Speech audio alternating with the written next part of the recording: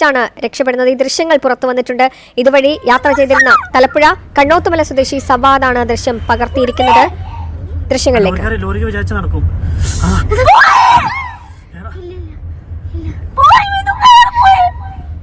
കണ്ണോത്തുമല സ്വദേശിയായ സവാദ് എന്ന് പറയുന്ന ആൾ വിദേശത്ത് നിന്ന് വന്ന് കുടുംബസമേതം വിനോദയാത്രക്ക് പോയതാണ്, ഊട്ടിയിലേക്ക് പോയതാണ്.